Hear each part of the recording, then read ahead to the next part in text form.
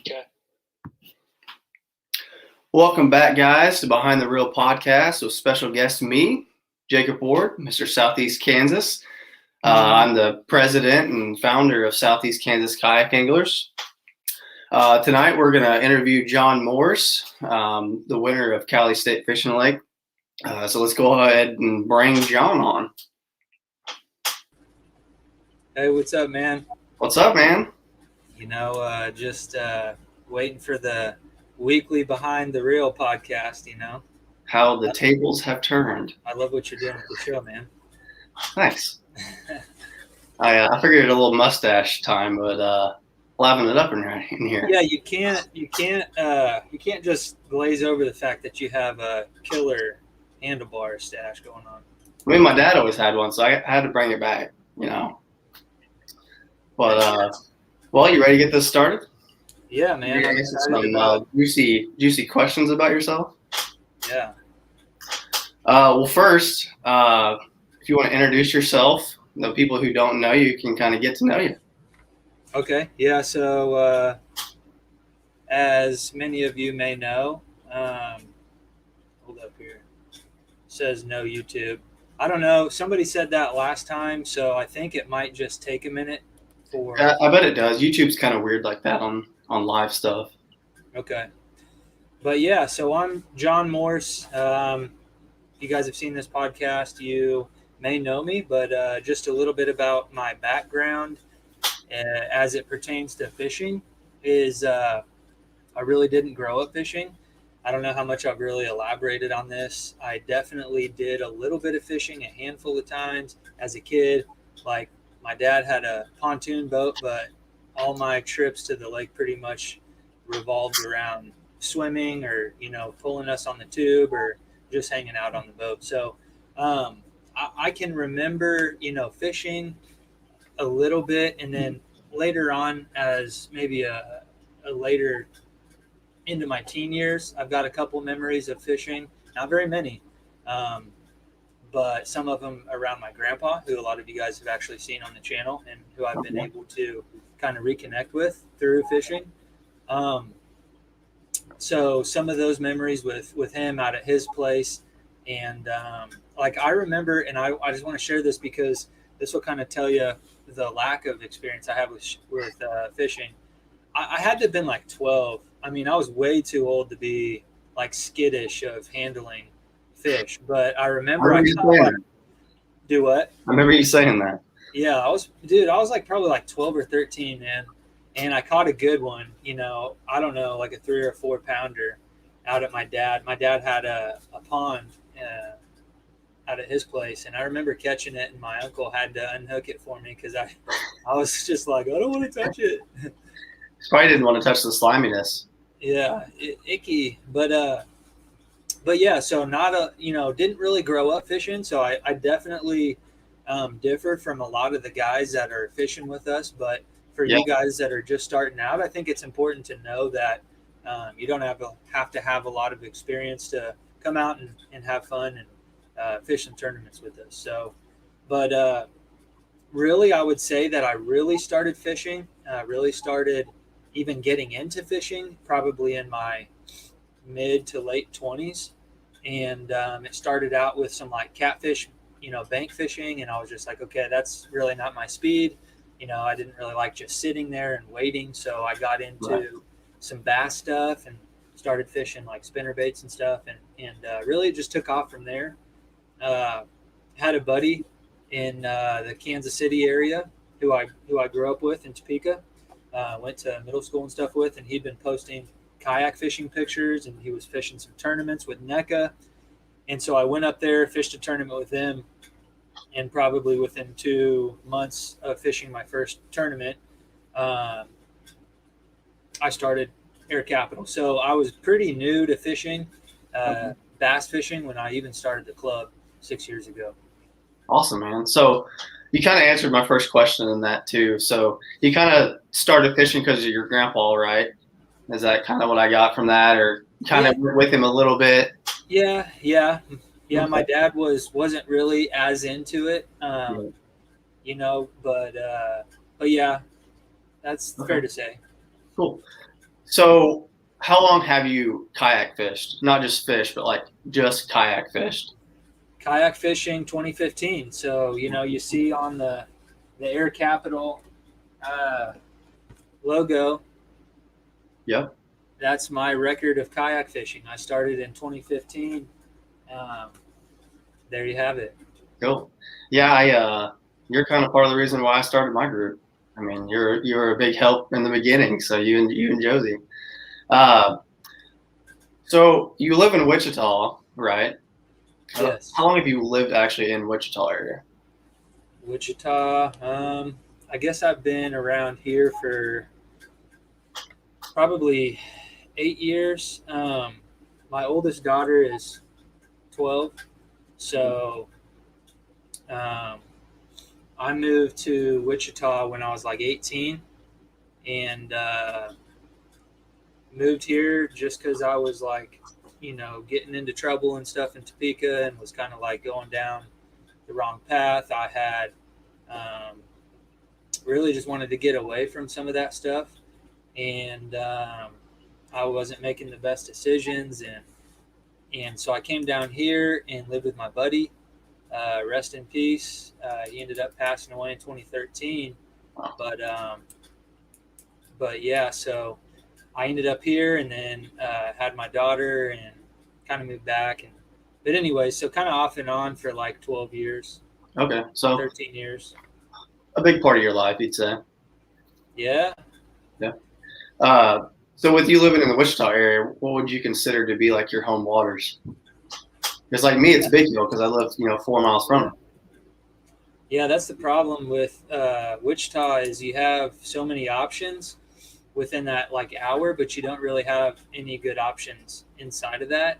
Right. So it's kind of hard to pick a home lake.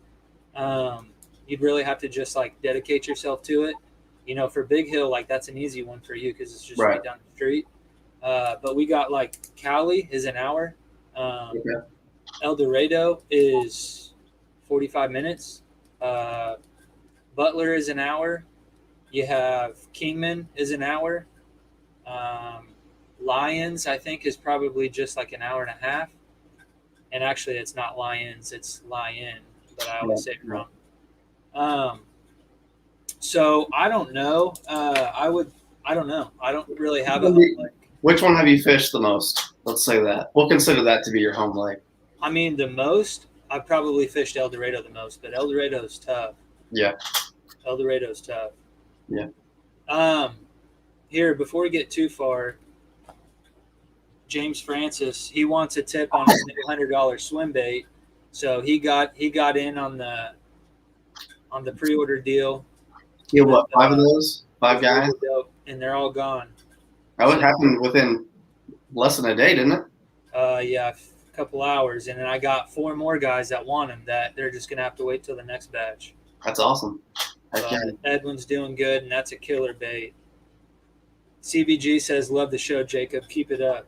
Thanks, man. It must be the stash. It's got to be the stash. James Francis is still waiting on those swim bait, wake bait tips. Congrats again, John M. Oh, and you did get a stash comment. Yeah. I wonder who that's from. I don't know. Reveal yourself, Facebook user. And then what's my favorite lake? That's a tough one too because I don't know that I really have one. I would say for a while it was probably Kingman. Yeah, right now it's Cowley, right? But yeah, probably so. I'd say so. El Dorado is probably not anybody's favorite lake unless you're a crappie guy. El Dorado's tough. There's some good fish in it, but it's going to be a tough one. I'm looking forward to that one. Yeah, I've never fished it, so I'm pretty excited to fish that as well.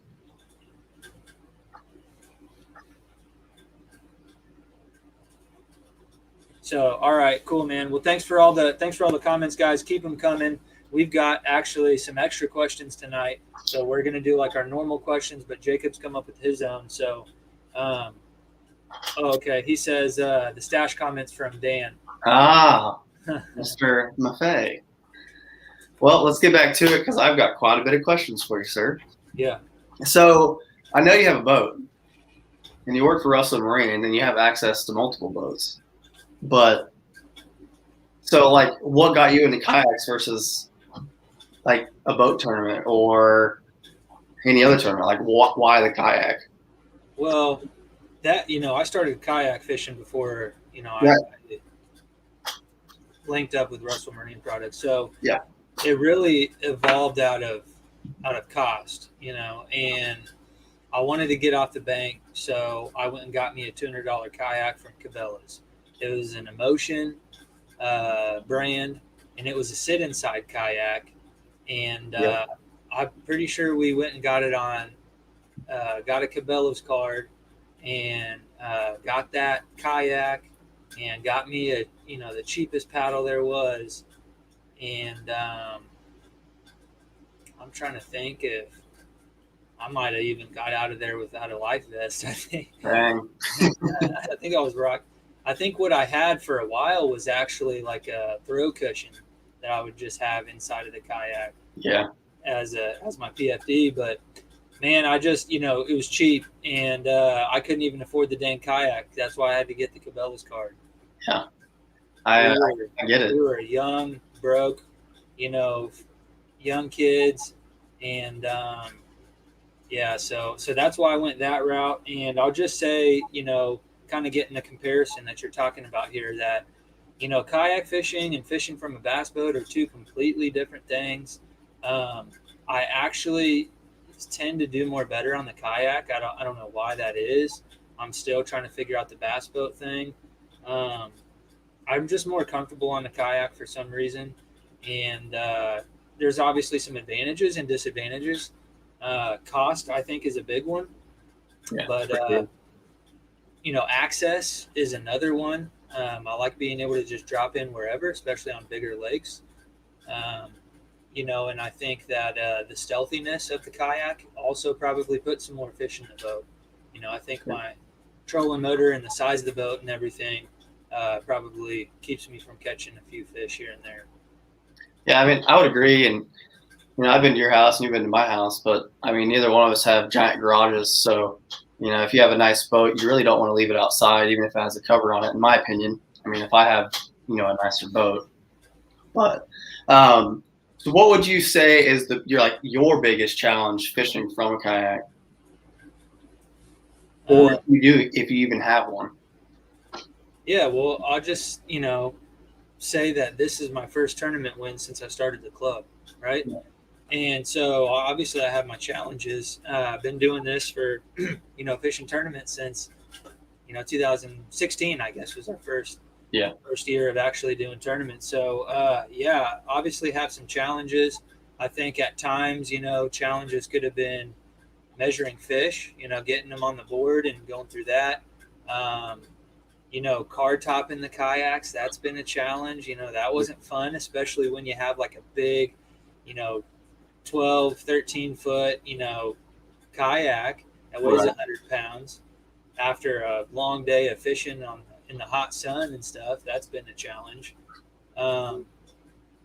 Learning how to bass fish from a kayak probably is a big reason why I'm comfortable in a kayak, is because I really did a lot of my learning, a lot of my, which you probably did at an early age, with your grandpa or whoever you might have fished with. I think it was your grandpa, right? And your brother and my brother, grandpa, a neighbor too, really.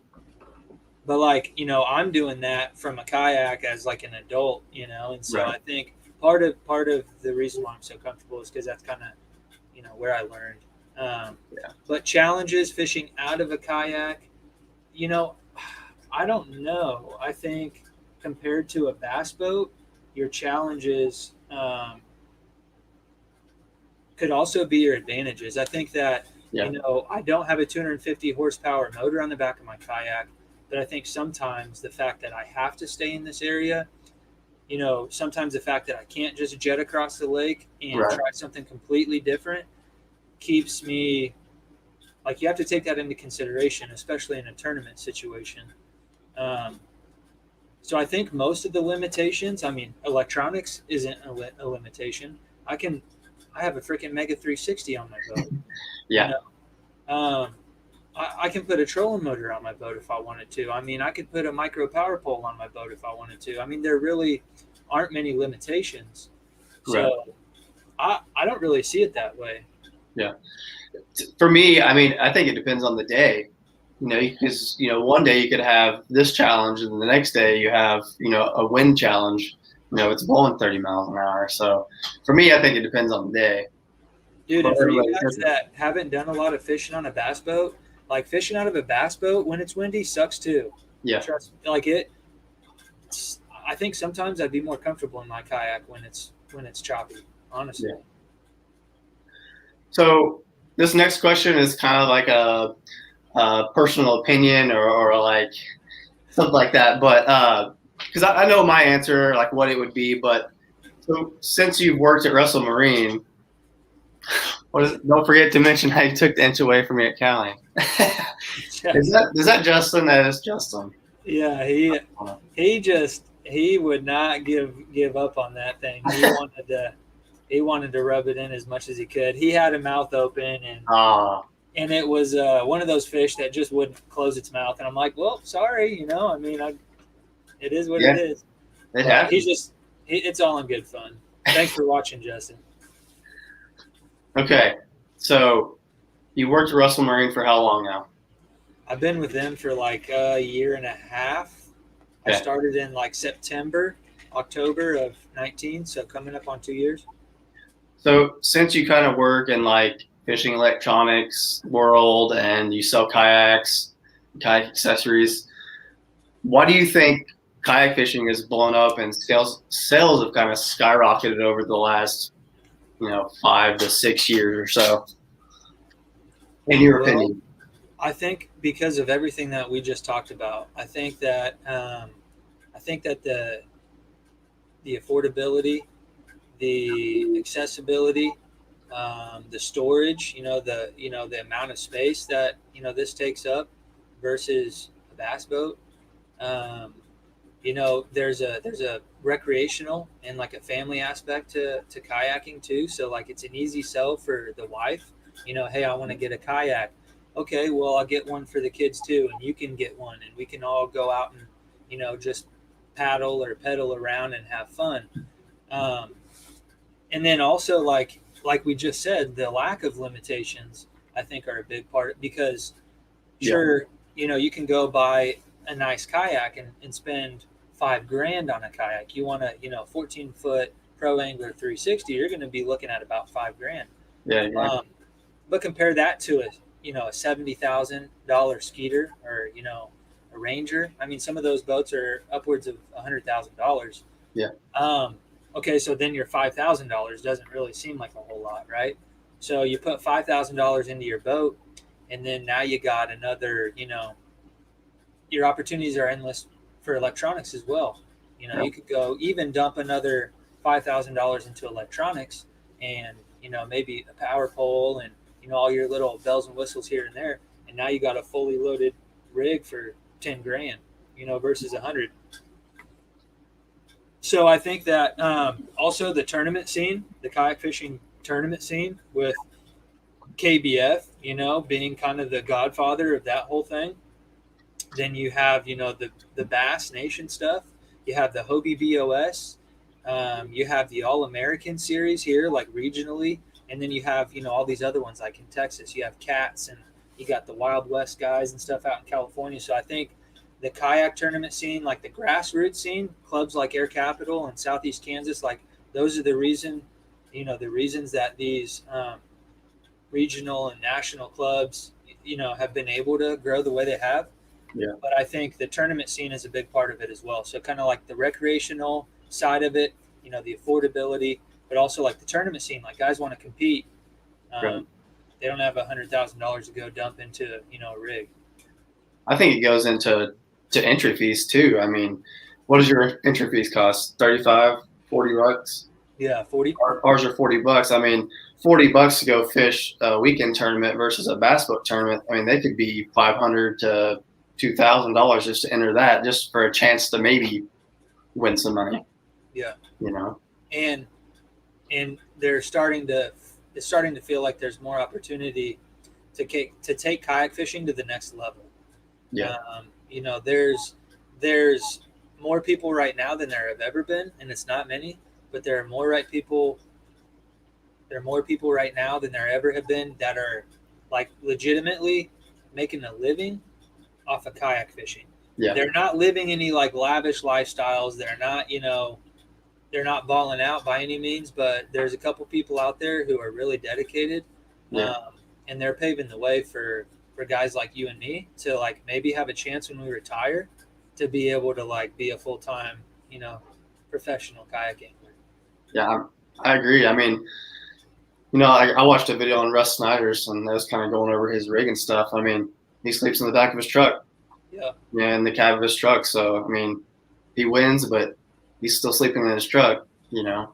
Yeah, like we all envy those people, but they're really sacrificing a lot of things to do that. And yeah, no, I like hats off to those guys, because those are the kind of people that are kind of paving the way to blow this thing up. Yeah, no, 100%. 2015 kayak fishing was definitely already like on the rise, you know. Yeah. People like Marty Hughes, people like, you know, James Francis, people like that, Chad Hoovers of the world. Like, there's lots of guys out there that have been kayak fishing for longer than you and I have been alive. Oh yeah. Before it was ever a thing, before fishing kayaks ever existed. Right. Like, that's a fairly new thing. I mean, a lot of guys, like my grandpa, they fished out of a canoe. You know, because a kayak was just wasn't even thought about fishing. Fat basses. Welcome to the show, bro. Thanks. Chris showed out at Cowley, and haven't seen him in a year or two, so was excited to see him, and I saw and heard him catch his big fish of the day right off the bat in the morning. That's awesome. He was hooting and hollering, and a nice 18-incher or so. Good fish. Yeah. Let's get to this question real quick. What's your favorite type of water to fish? Clear, muddy, stained, weed, or rock? I will say, if I had to pick, it'd be muddy, grass. You like muddy and grassy. I love fishing grass and like muddy water, like not stained. I'm talking like chocolate milk. That's the juice right there. See, mine's complete opposite. Same grass, but not dirty. I like grass, but I do also like to fish rock. I like to crank rocks and stuff like that. But the clear water thing has kind of grown on me. Like the Cowley was probably 3 foot of visibility. Hey, that's pretty good. Yeah, and there's so much grass in there. I think that's a big reason why, is because there's so much grass. Right. But like Wilson too, obviously, even, you know, that was probably closer to 4 or 5 foot of visibility, I'd imagine. And normally probably more like 6 or 7, but it was a little dirtied up more than usual. You would have liked Blossom Kingdom because it was solid chocolate milk. All right, I got to answer this question. Brett Moore, extension 405, asks, well, first off, he admits that John is the man, which I do agree with you, Brett. What units did you use to win? Okay, so here's the thing. Like, I'm the Humminbird guy. I talked about running Mega 360 on my boat. Well, last minute, kind of a weird turn of events landed me in a pro angler. Okay, and this pro angler just so happened to be rigged up with Lowrance Electronics. Uh-oh. So for the Cowley event, I was actually running a Lowrance Live 9 with the active imaging 3-in-1 transducer. So I was not using Mega 360. So you got me there. My big win came off of Lowrance. So hats off to Lowrance. They do make a great product. Definitely do. There's no denying that.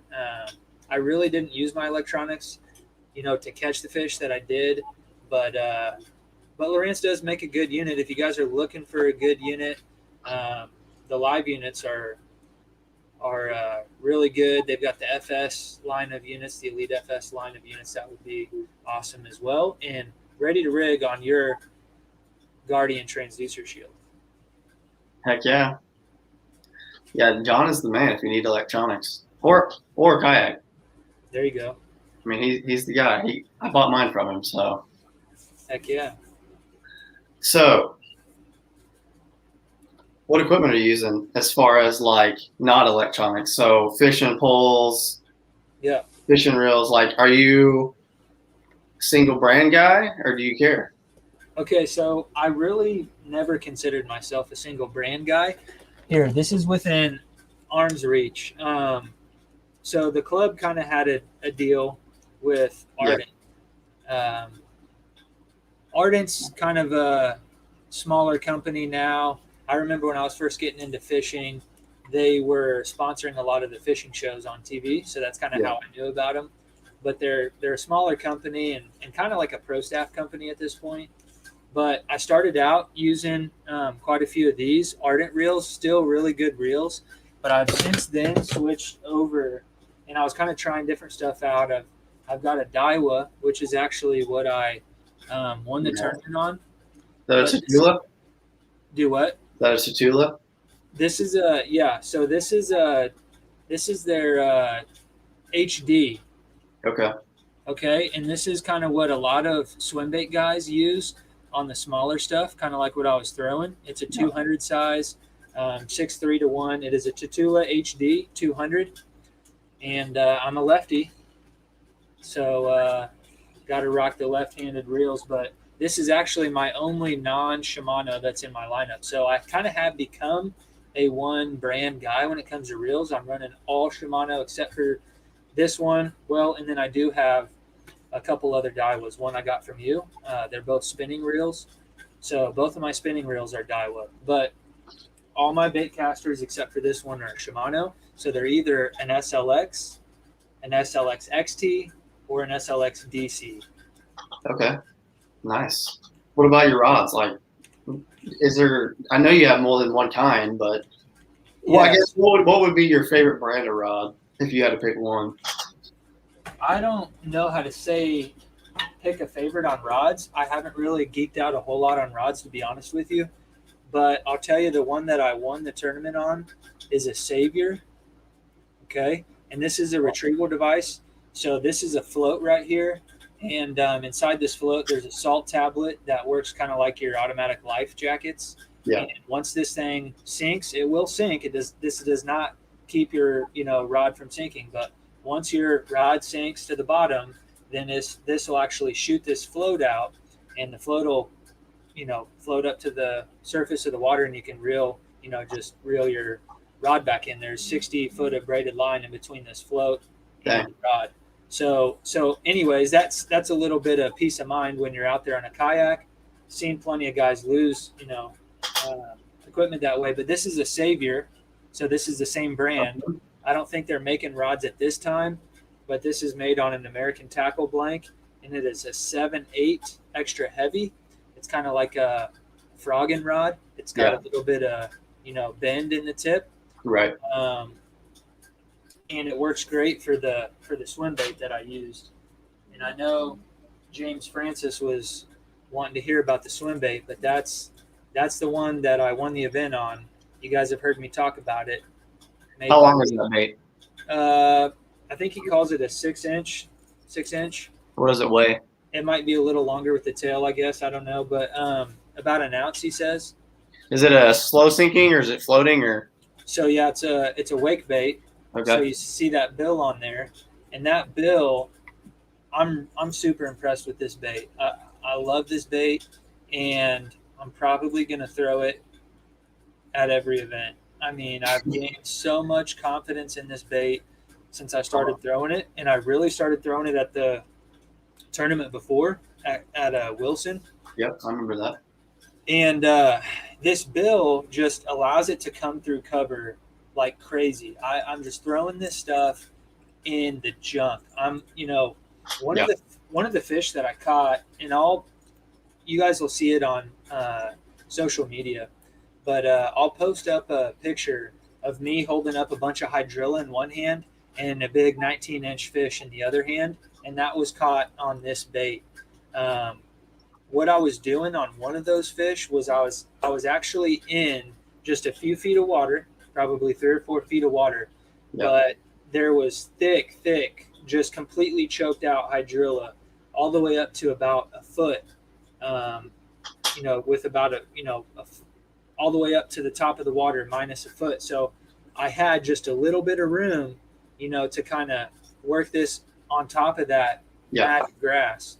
And it came through that stuff really well.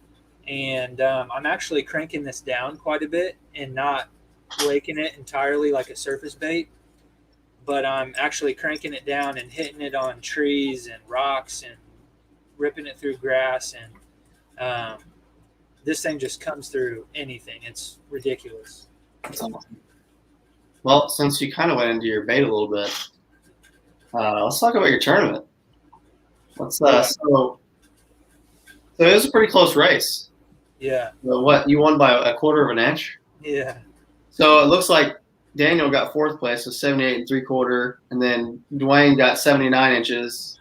Matt had 81 3/4, and then Mr. Jon wins it with 82 inches. How'd that feel? It felt good. Like I knew that I had a good limit. For that lake, for those smaller lakes, like 80 plus is like normally you're probably going to see the winning bag under 85, these smaller lakes, we're not catching 90 inches, plus on, Right. like Wilson and in those bigger lakes that are just, have a better population, I guess, of fish. But these smaller state fishing lakes, I really feel like Cowley showed out. Cowley, I caught 2 over 19 and a half. And, Daniel caught a freaking 21. Matt thought for sure he was winning big bass because Daniel didn't tell a soul that he caught that fish. So Matt had a 20 1/4, and I thought I had big bass. I've won big bass on that lake, I think, with like an 18 and a half before. Yeah. So I was like, man, I got a 19 3/4. Like, that's it. Yeah. And then go ahead. No, go ahead. Well, Matt Walthall, he come around, and I was like, man, I think I got big bass. And he's like, well, what do you got? And I told him, and he's like, nope, somebody's got you. And he's like, but I can't say who. And he's like, yeah, somebody has a 20 1/4. And I had no idea it was going to be Matt, but I knew going into the weigh-in that I wasn't going to win big bass. But I was a little nervous, when I started, scoring everybody's fish. And I'm like, didn't really know for sure that I had it, but I kind of felt like this could be my time, Yeah. So it felt really good, I guess, to answer your question. It felt really good to win it. I really wasn't sure if I was going to come away with the win. I caught an 11-inch fish on this bait, believe it or not. A small fish, and an 11-inch bass doesn't have much more like girth than this bait, So it was kind of crazy. It was kind of crazy that bass hit it, and I knew going into this tournament that smaller fish would still hit this bait because I had caught some I think I had caught at that point, I think the smallest fish I had caught on it might have been around 14, maybe even 15 inches. Yeah. So I was like, all right, cool. Well, a 15-incher will hit this, then I'm okay with throwing it in a tournament, Yeah, sure. I don't really care to catch smaller than 15 inches anyways. But I caught a freaking 13 and a half, a 14 1/4, and an 11-inch fish on this bait. I caught the 19 and a half and a 19 3/4, so it's a big fish bait, but it's not too big to where I can't catch a limit on it. Right. So how many fish did you catch on it that day? I only caught 6 fish all day long. I only culled once. Did you catch them like all in the morning or kind of just throughout the day? I think I caught a few of them. I don't remember when I had my limit by, but I think I had a limit, by maybe like 11 o'clock or something like that. Yeah. My first, like, I missed a fish right away on it, so that kind of gave me the confidence to keep throwing it. I hadn't really determined that I was going to throw it all day. Like, I did not go into this tournament thinking that's what I was going to do. Sure. But when I missed that one fish, I was like, okay, well, they're going to hit it, right? So I'm going to keep throwing it. And then my first fish of the day was 19 3/4. That gave me the confidence to keep throwing it. You know what I mean? Right.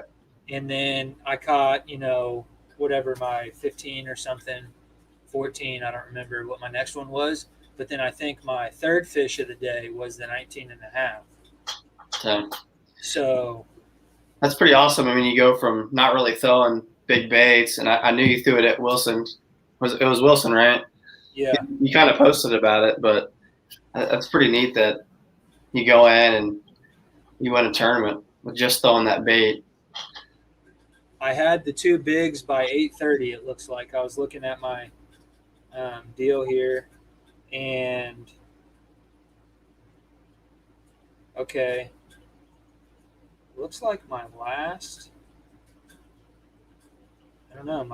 fish of the day that might be right. 10:30. I don't think that's right. I don't know, but I tried a couple other things. I tried a couple other things for a little bit and just decided to go back to the wake bait because I felt like I didn't have anything to lose. Right. But you had your confidence too. I mean, you caught two big fish on it early, so I mean that's what I would have done too. And that's crazy because like I did not feel. I wonder if that's right because I did not feel like towards the end of the day, I wasn't like bummed out or anything. I wasn't frustrated because I wasn't actively catching fish. Right. You know what I mean? Like I guess my last fish was caught at 10:30. I guess. No. But I didn't get off the water like bummed out. Thinking that. I guess I just really felt like I had a good chance at catching a good one and really stacking on top of the limit I already had. Yeah. So you run your tournament group just like I do. I mean, you judge everyone's fish and everything like that. And I know when I know I have a good limit and you're judging everyone's fish, you're kind of anxious. And then when you figure out that you won or you came in where you've placed, it's kind of weird handing that trophy to yourself. How did you feel whenever you knew you had won? Like, did you feel different than you normally do, and did you hand it to yourself or did you have someone else do it? Because that's something that like nobody really realizes is it is awkward to like announce your own name. Yeah. Like I don't even like doing it. I'd almost rather not get the trophy and not even do it because it's just that weird. I think I felt relieved because I really didn't know if I was gonna come away with the win. You know what I mean? So like I was just relieved that that I did pull it off. I barely pulled it off, but I kind of was just more relieved than anything. And I think as time has gone on, just kind of reflecting on the win, I feel like I'm a little bit more focused, a little bit more dialed in. And I don't know why that is this year, but I really put the pressure on myself at Wilson. I really went into Wilson feeling like I had a good chance at winning. That's why I entered the tournament, and I decided that if I was going to invest that kind of a money in an entry fee, that I was going to put my all into it, and even though I didn't do well at the Wilson tournament, I felt like I learned a lot from my mistakes, at the Air Capital event, a couple weeks prior. I really felt like I had learned enough about what was going on from that event to put myself in contention to win. If I could have upgraded a couple fish, I would have really shot up there. I only placed 19th, but there's a lot of really good limits caught. So I wasn't down on myself after Wilson, but after Wilson, um, I don't know. I don't know. I think that maybe last year and the year before, I was kind of bummed out from running the tournaments and stuff and not Yeah. like focused as much on fishing. I think that uh, us tournament directors and stuff, we like it can be kind of a stressful deal, something that we got into because we want to fish ourselves, and then yeah, but I feel like some of that pressure has been lifted off of me. I don't know if people helping or me just not being as concerned about all the little stuff. I don't know. I think it's a mixture of things, but I think you too helped me out with some of that with wanting to make the club you know better this year, and maybe some pressure from some of the anglers that fish our events to make the club better. Yeah. So I feel good about those changes. And for anybody who has put pressure on me, hopefully you feel like you're getting the results that our club members deserve. But it's because of that input that we're able to offer an AOY payout this year, which I'm really excited about. Yeah, that's awesome. So that's something new for us. But I got 100. I got a 100 under my belt. So y'all better watch out. Heck yeah. Kicking my butt. I didn't even get to go. My two other events, I'm like 83, 85. So the nice thing is, though, anybody that's fished a tournament with us, at least one tournament with us this year, we've got 4 more left. So if you want to, get in those top AOY spots, there's still plenty of time to do so. And two of those are with us, so you could double up. Yep. So if you guys want to compete for the AOY with their capital, we're going to do the payout for first, but I think we're going to do some cool stuff with maybe some club jerseys and stuff too to some of the top finishers. Heck yeah. So I have another question for you. Yeah. What do you feel like is the hardest time period during a tournament, and why? I feel like the morning is where I've always I have always had trouble. I don't know what it is, but if you get a couple fish in the boat early, I think that really helps you out mentally more than anything. And you're not as stressed, and you're able to focus more on what's going on presently, and you're not worried about, okay, well, when I catch this next fish, then I need to catch another fish, right? It's more of like, okay, I'm just focusing on what's going on right now. Like you have blinders on and having that little bit of padding. But I've always had issues coming out the gate swinging. And so I feel like the last couple of events, I've been able to get some momentum going early. Yeah. It's definitely mentally straining whenever you don't get a morning bite, because then you're just worried until you get a bite. And that could change your whole day. You know what I mean? Yeah. Yeah. So I have a pretty good. I feel like I can stay motivated, and I even helped Fat Bass, as you see his comment down there. I even helped him because he had 3 fish at that time. I had caught a limit, and I kind of called the shot for him and said, "Hey, throw it over there, at that point over there," and he did, and he caught one, and it was a 17-incher that really would have elevated my bag. But no, I think that people that are getting into it maybe can get frustrated throughout the day, but you also have to keep in mind that everything can change in a couple key bites, and it only takes a couple seconds to get a fish on the other end of that hook. Yeah.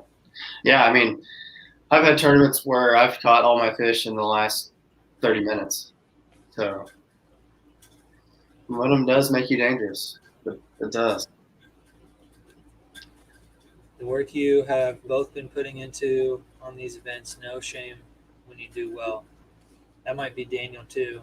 I think shout out to all the ACKA guys that have been joining the Air Capital crew. Like, we really appreciate it. I would love to, maybe get some more of my guys coming down there regularly, but that's why we're teaming up on events too. So appreciate you guys coming out. I really do. And hopefully we can continue that. I know you guys are super busy with the amount of events that you have on the schedule between your solo series, your team tournaments, your league nights. You got some really cool guys, some really good guys down there, and they're all just as ate up with fishing as you and I are. I do love some fishing. So, big question is, who would you, if you have one, consider to be your rival? Either in your group or in another group, or is it yourself? I would say I don't know that I think maybe I'll start figuring that out now. I feel like I never really saw myself as a contender. I'll be honest with you. I think that's probably why I'm starting to take myself seriously when it comes to fishing. I'm not just a club president, right? I'm not just a tournament director. Like, I want to get out there and compete too, and see, how I do against you guys. I don't know that I've really thought about that. I would say in our group, the guy that beats Marco, Marco or Jay. Jay is a hammer. Marco is too, and very different styles and approaches, and that's kind of one thing that led me to want to even create this series is just figuring out how other people's brain works on the water, and getting to hear some of that. Also, like, I was going to kind of mention it as a joke tonight, but the reason that I've been able to do so well is because all of you guys have given me your secrets, and I'm just listening, and I've taken, those secrets and used them against you. So tricks on all you guys. I was going to ask you if doing this podcast has helped you out just by getting everyone's secrets. Yeah. Is that why you did it?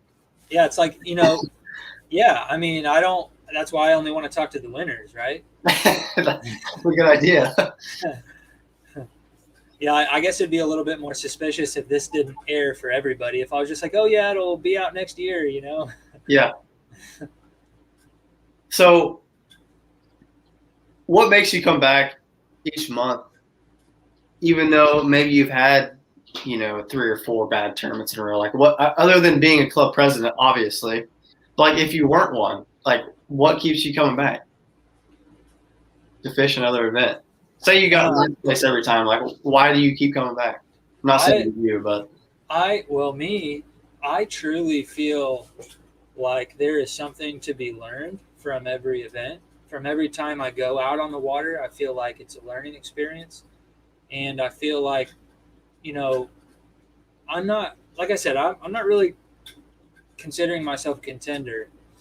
At least I haven't in the past. So I think that mostly I was wanting to take something away. I was wanting to, and I feel like I've slowly been able to add different tools to my belt. So me, it's just about learning. Me, it's about another opportunity, and it's a clean slate, and it is like I do have a chance to win, but I think now more than ever, I'm seeing it as a new opportunity to win, not just a new opportunity to learn something, but an opportunity to use the things that I have learned in order to win. Yeah. I think if everyone gets the mindset of everyone has a chance to win, because like this year, I don't think we've had a tournament where somebody's won it, 2 events in a row, or as far as like our normal tournaments, I don't think we've had anybody win more than one tournament this year. Every tournament we've had a different winner. So anybody can win. Anybody can do good. It's just going out and fishing. Yeah. And it really is. It's anybody's game. I mean, had Matt been able to catch, I mean, if he could have culled a 1/4 of an inch, he would have won because he had big fish. He would have had me on big fish. I would have taken second place. Right. So it's anybody's game. And like I was just thinking to myself, it didn't take this bait to catch a big fish, right? Because we know that two bigger fish were caught than mine. So it didn't necessarily take this bait to catch those big fish, but obviously that's what I'm targeting with these. Ivan asked the question earlier if I had thought about diving into swim baits in general, or if I was really kind of just planning on throwing this. I think that there is something to this bait in particular that a lot of other baits may not have. I really believe that after fishing it for these couple of events and after catching some decent fish on them, I really feel like there's something about this bait that just pisses the fish off. I feel like it's a territorial thing. And when this comes, the action that this thing has and the way this thing deflects off cover, but like more importantly, the action of this thing, I think it's a predatory thing where the fish just has to hit it. It may not necessarily be trying to eat it. I think that it's a territorial thing, and it's telling this, whatever this is, get the heck out of my house. This is my turf. I think that's what this is. So yeah, I don't know. Sorry, I got off on a tangent. You're good. So this is kind of like a double question. So whenever you were like growing up, you said you didn't fish a whole ton, but when you did fish, what did you grow up learning on, like as far as bait? Because right now, like you just want to turn it on a wake bait, but like what were you throwing when you were a little kid? Or a teenager or whatever. I don't remember throwing. I don't really remember. The only thing I can think of right now is a spinner bait. Okay. Yeah, I always do like the inline spinners, the fox, like fish head body. I don't know. There's always a blue one. The other part of that question. I remember having some leeches out at Perry Lake, and probably my dad was probably wanting to target some walleye. I don't remember ever catching a fish on the pontoon boat, to be honest with you. I'm sure we did, but it really wasn't our main objective. Yeah. Now, the second half of that question is, if you were to go out right now and you could only pick one thing out of your tackle box, what would you be throwing? I think right now it'd be the Legal Dope Swim Baits nuisance wake. I think that this is not, you hear wake bait and you think kind of like topwater deal, but I'm cranking this thing down, and it's a lot like a crankbait. Oddly enough, Matt, the second place finisher, he was cranking square bill in some of the same areas that I was running this thing. The action of that and the size of that compared to like a normal crankbait, I mean, it's probably just something that they're not seeing too. Yeah, it's something they're not used to. It is very realistic too. They could mistake it for a crappie or even a bass with the colorings on it. They might just think it's a little bass, just doesn't know its place. Yeah, I would agree with that. Yeah. I'll let John finish real quick.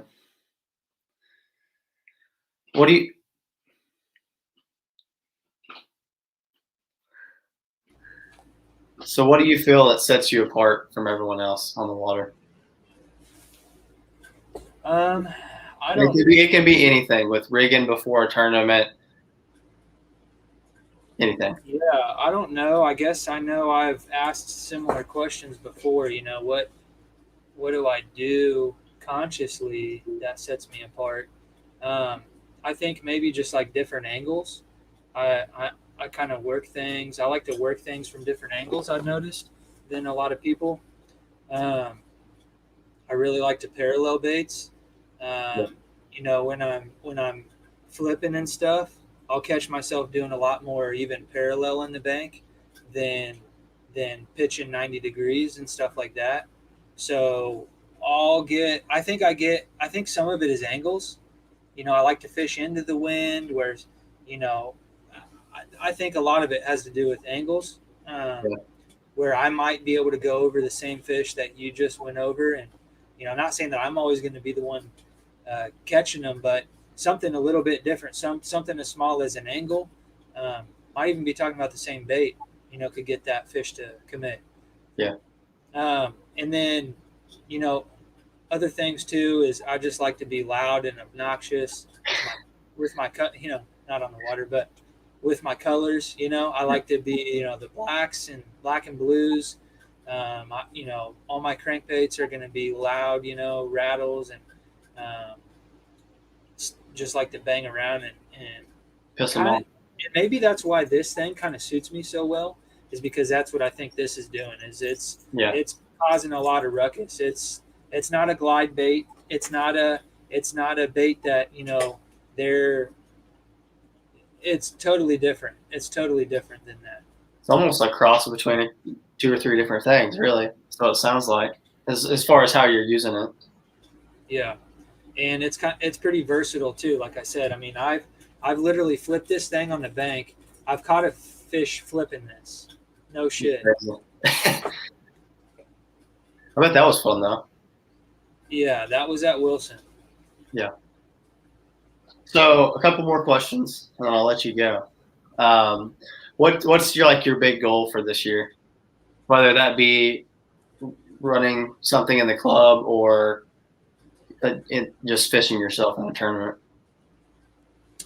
I think my goal right now, I would say, is to make a run at AOY. It's going to be really difficult for me to do so because I missed a tournament, and I have 2 scores that are going to have to drop off to make that happen, I think. If I do really well at every event going forward, I've got a shot at it, and I'll just take it, one tournament at a time. But I think that's my goal, is making a run at AOY.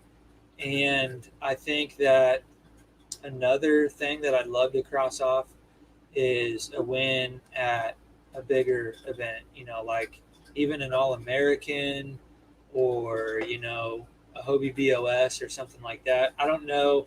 The All-American is probably going to be the only, events outside of our clubs that I'll fish. So hopefully I can make 1 or 2 more of those. Yeah. All it takes is 5 fish. Yeah. That's all it takes. Last question for you. What does fishing mean to you? Fishing means to me, I think that fishing is my outlet. Fishing is something that I'm just completely ate up with. I'm always thinking about it. I think the reason why I like fishing so much is because I feel like there's always something to be learned. I feel like I'll never master, and I think the fact that I know that I'll never master fishing or bass fishing or kayak fishing right? I mean, there's nobody in this entire world that ever existed or that ever will exist that will be able to say that they mastered the art of fishing. Nobody. Because Kevin Van Dam goes out there and gets his butt stomped, or whoever else you want to talk about, Hank Cherry, right? Or,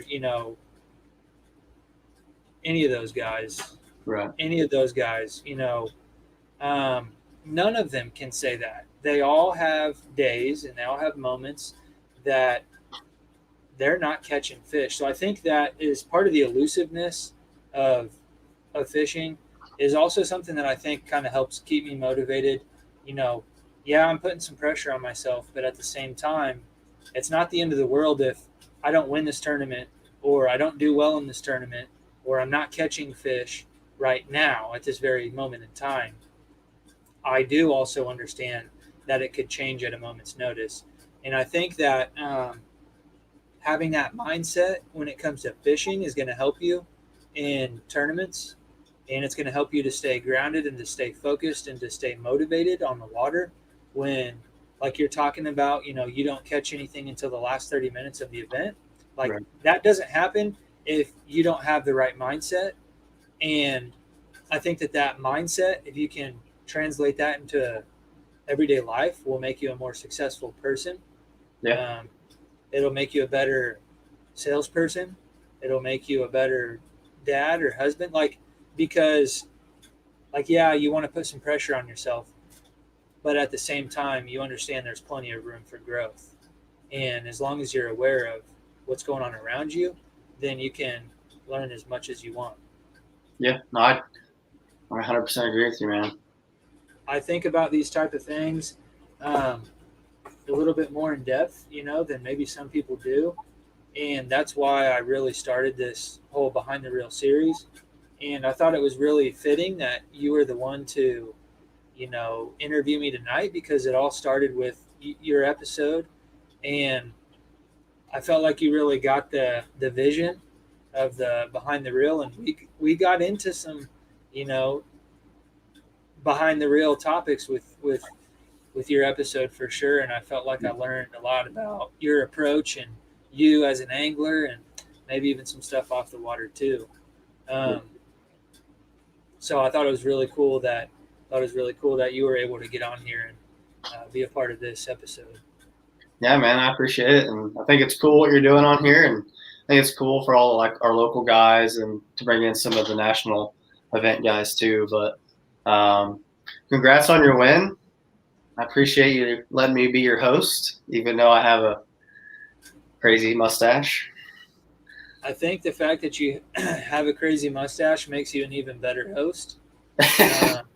So thanks for having a ridiculously stupid looking patch of hair on your face. Hey, no problem.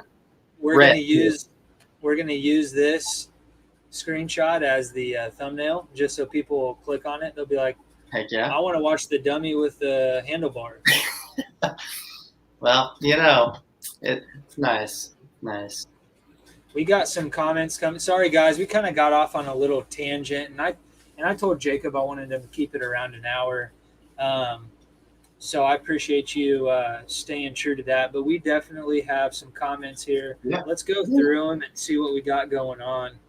Are you going to Big Hill on July 10th for Flint Hills? I didn't know they were going to be at Big Hill. Yeah, I think they moved an event and are doing it. Then I was going to go, but I'm actually going to a car show. I'm putting my truck and my kayak trailer in it, so I will actually not be there. That's cool. Yeah. Man, I don't know. Maybe it's time for Big Hill to get introduced to the wake bait. I think this would do really well at Big Hill. I can tell you where to go. I know. I mean, I don't know jack about Big Hill. I'll be honest with you. I hate Big Hill more than I hate. I don't know. I don't really hate a lot of things, but yeah, I feel like I know where I would want to throw this. Fun fact about Big Hill: it has blue-green algae bloom right now, so that's exciting. Yeah. Okay. Oh, okay. So here's one, James Francis. What line did you use on the swim bait? James, I used 20-pound big game mono. But what I'm going to do, and the reason why I use the mono is because that is like somewhat of a flippin' stick, kind of like a flippin' froggin' type deal. It's actually what Richie, my buddy Richie, he uses to throw some of his swim baits. He's also known as the Missouri swim bait slinger. That's the homie from like back in when I first started the club. Some of those Missouri guys were some of the first people that I linked up with. Shout out to those guys. But yeah, so 20-pound big game monofilament. But what I did was I want to be able to crank it down a little bit more. So I'm going to throw it on fluorocarbon. And James, you tell me if you're on right now. I'd love to hear your response to this. Or Richie, either one of you guys, or anybody else that's got some experience with swim baits. Where's Trevor at? Trevor, get on here. I'm going to throw some 25-pound FC Sniper. I got this on sale. As a lot of you guys may know, Gander Mountain or Gander Outdoors, whatever they call it now, had a deal. It was like a 50% off deal, so I got this for like $11. I don't think that 25-pound will be too bad. Probably a very similar diameter to this 20-pound. But being fluorocarbon, I'm thinking I can crank it down just a little bit further. That was kind of the idea behind it.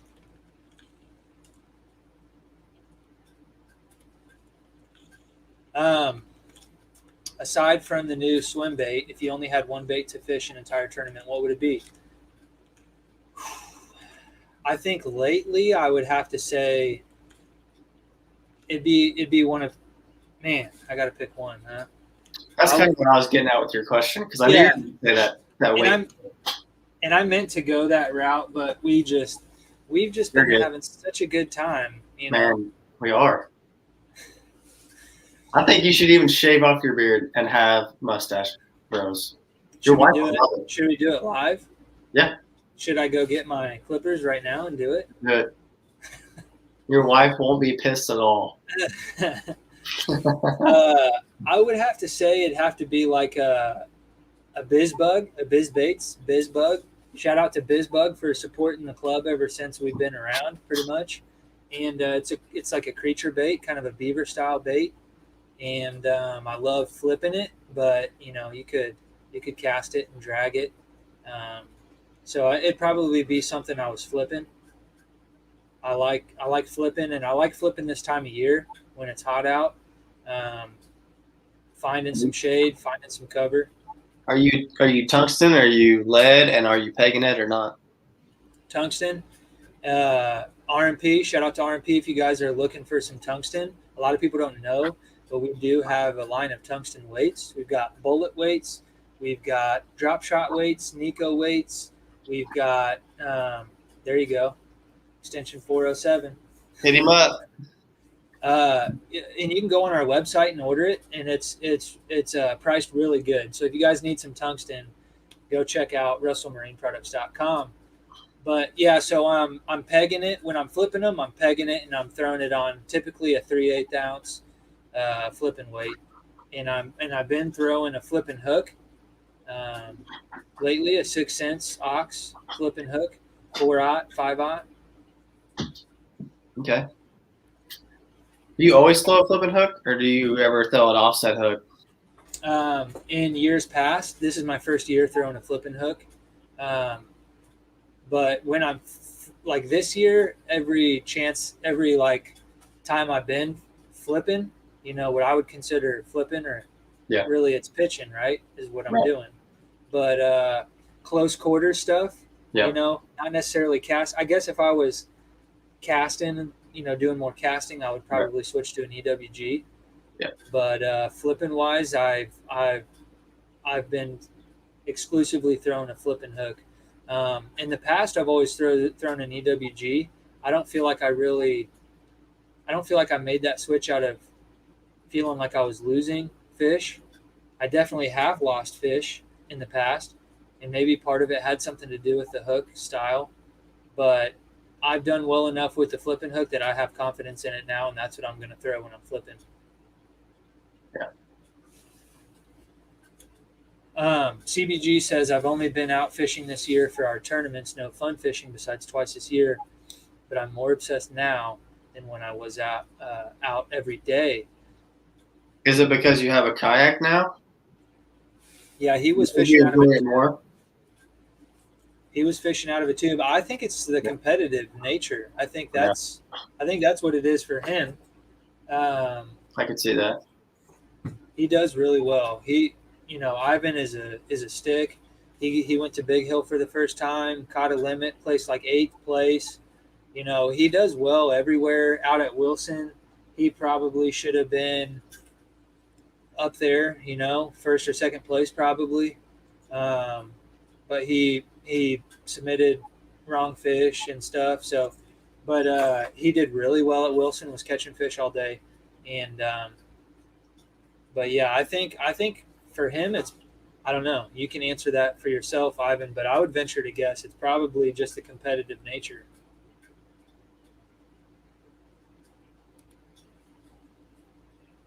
James says 20-pound floor is what I use. 25-pound sniper has line diameter size of 20-pound other brands. Good choice. Yes. Apparently, Fat Basses wants me to go with the handlebars. I figured he would. The new hashtag is the handlebar hammers. My hashtag for him is come to my tournament. Any of them. Where you at, bro? Chris says he's looking at a kayak on RMP's website. I'll tell you one right now that is for sale that is not on the website, and that is my old Outback. So if you guys are interested in that, I think it's going to be listed for, I think $2,700 is what they're going to list it for. So I don't know. It even has a ACKA sticker on already. I mean, it already has a. Speaking of, I need another one, and I would enjoy a pink one. Oh, so something about Air Capital is you can't mispronounce Air Capital, but ACKA gets mispronounced all the time. People say Sika. Sika? It's not Sika because it doesn't have two E's. It's Seka. Seka. Seka, not Sika. It drives me nuts. I never say anything to anyone, but it drives me nuts. Well, just so you're aware, your own guys mispronounce it. I know. I'm too nice. I won't say anything. You're really not, but you know what? Come here, Mr. Beard. Yeah, guys. Yeah, I don't know. I'm super stoked about this bait. I would like to think that I could have caught these same fish on, another bait, but I'm super excited about this one. Apparently a couple of you guys are as well, because you just spent $100 on one of these things. So we're a little bit crazy, I know. I'm hoping that, maybe some of the win was maybe had something to do with skill. I don't know, but I'd say so. Yeah, let's go with that. Number one in my heart. Oh, hey, I didn't get to show off my trophy yet. Oh. Even got the one with the RMP on it. What? So for any of you guys that are watching that might have one of these trophies, I owe you a nameplate.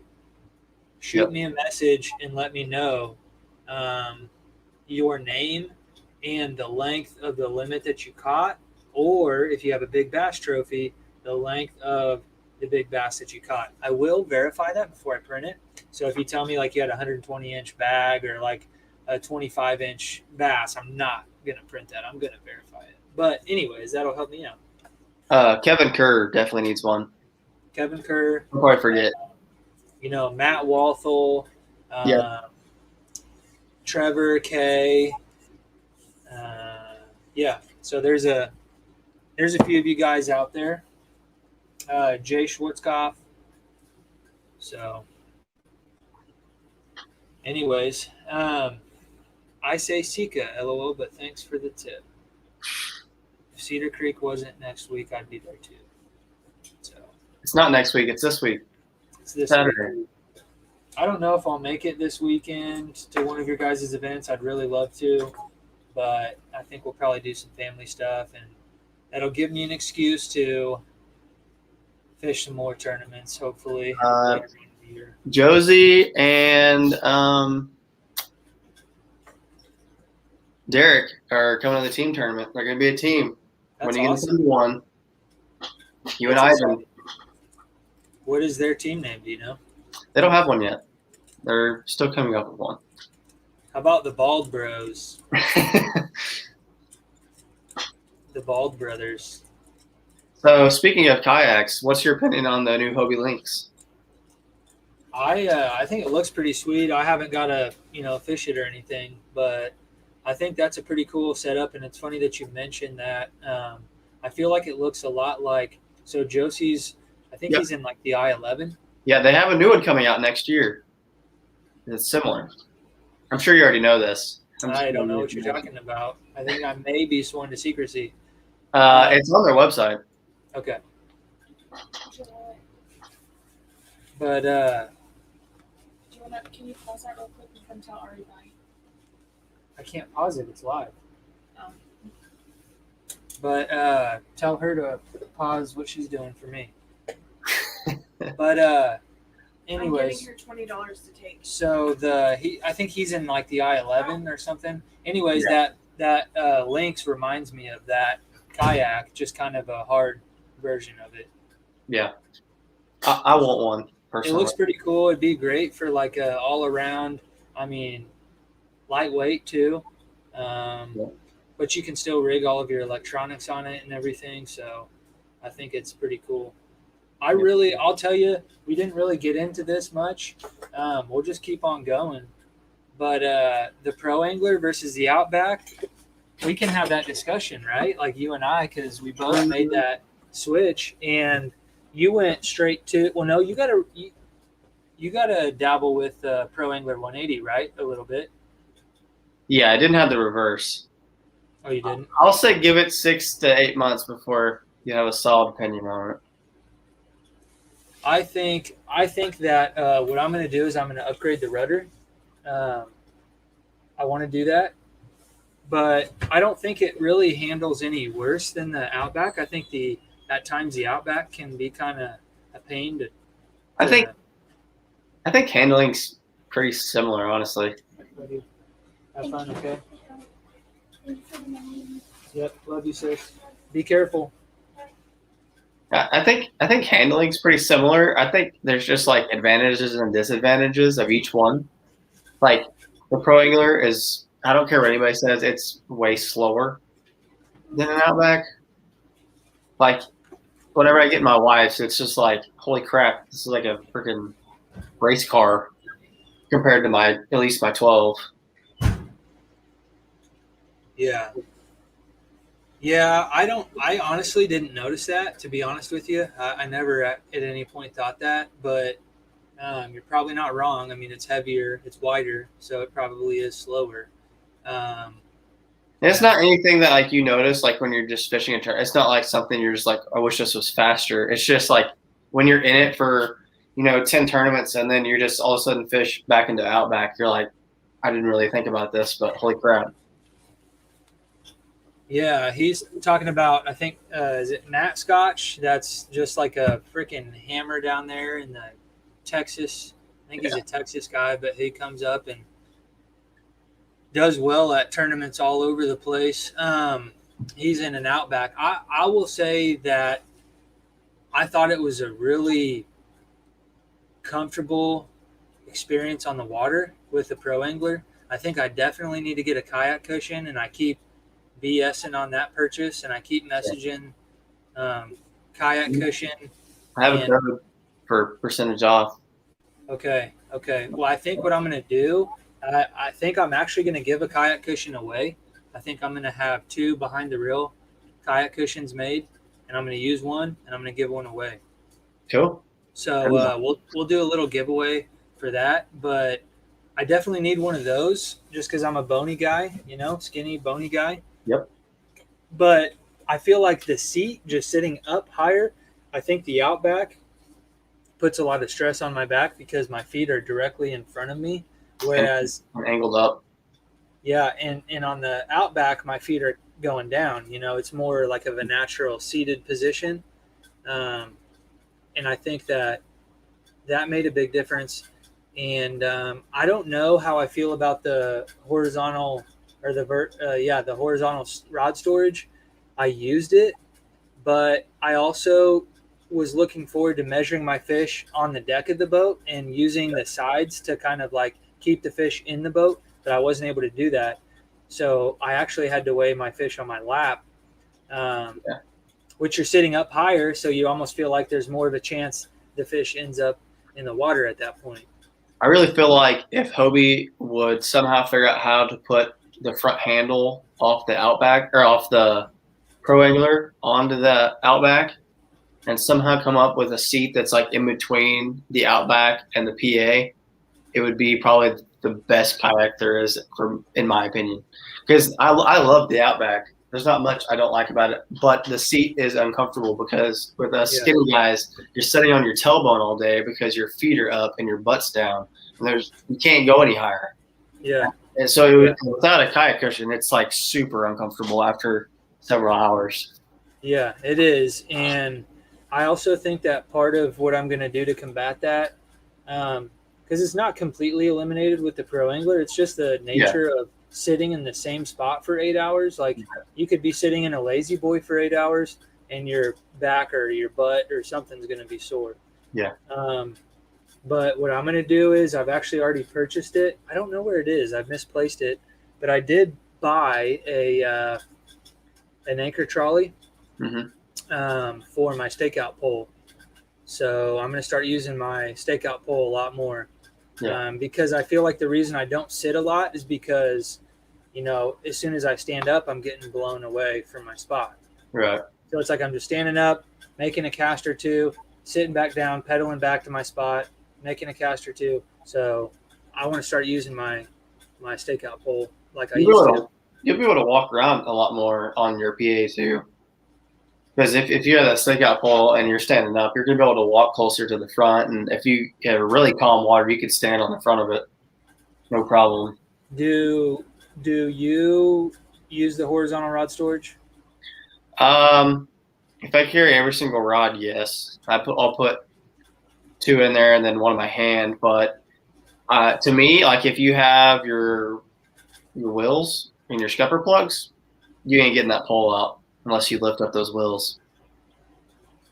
Do what? So like you have your wheels behind you in the scupper plug. Well, when you put your rod in there, it's setting right on top of that. So you have to like lift your wheels up to get the rod out.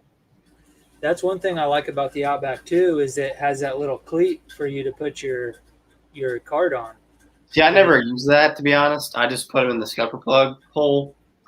But I also have a trailer, so a lot of times I don't even have my wheels. I just back my trailer down. Jason says the purple ultimate cushion for the PA.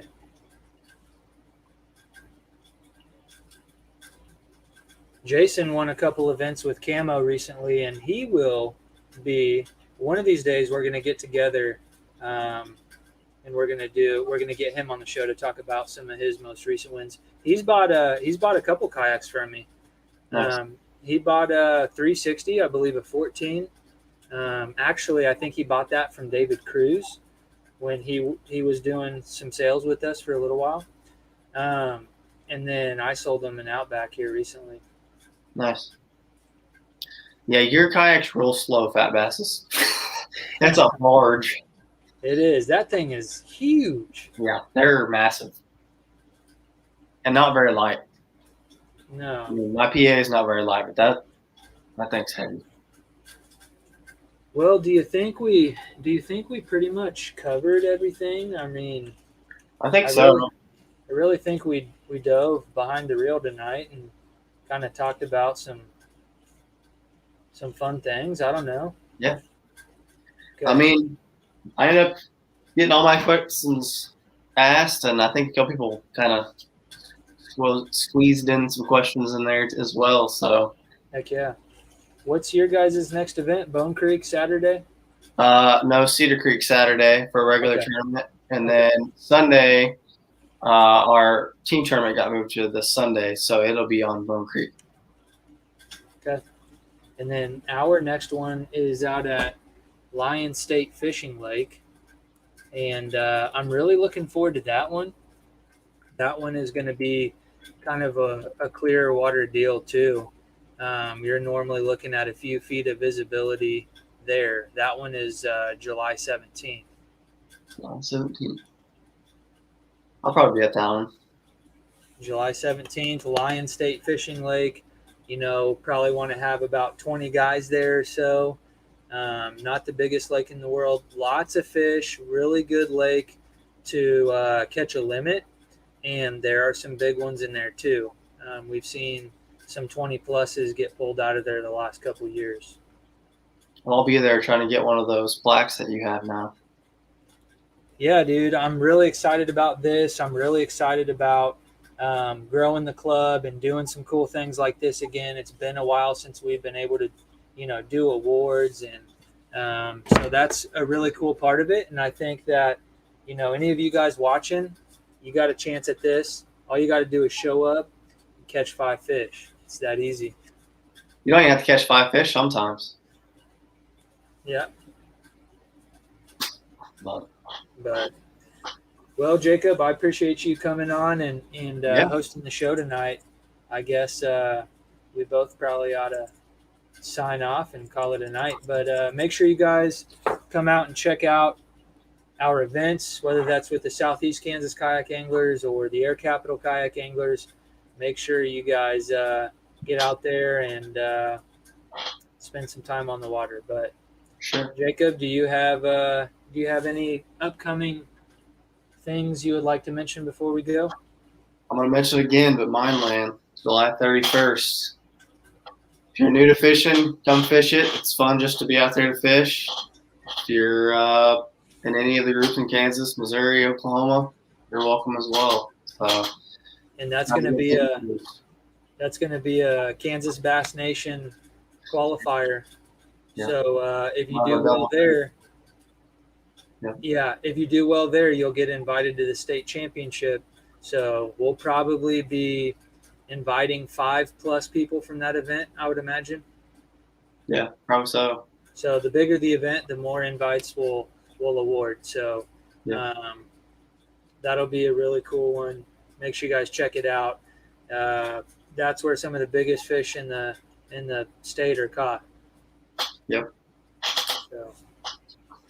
All right, guys. Well, thanks for joining us. Jacob, thank you. Make sure you guys like, share, subscribe. We're growing this thing, and we're really excited about you guys joining us. And we're going to go ahead.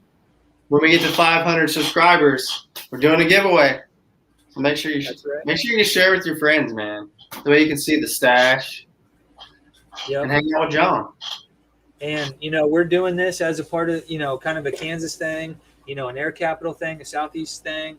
But, we definitely want to branch out and talk about some NECA events and some Flint Hills events and some Moyak events and All-American and Camo and Colorado, like whatever, right? So I kind of want to start this thing out, locally and organically, but I really want to spread out. And just let me know if you guys want me to interview a certain person. I'd really love your feedback on this, an individual, or maybe you want me to cover some events from some other groups. So I would really love to hear that. What is your home club? Go ahead and put that in the comment section, and then I can look at maybe getting one of the winners from those events. Cool. All right, guys, I'm going to sign off. We'll see you next week. Wednesday, we're going to try to do it again. Wednesday at 9:00. Peace out. Later, guys.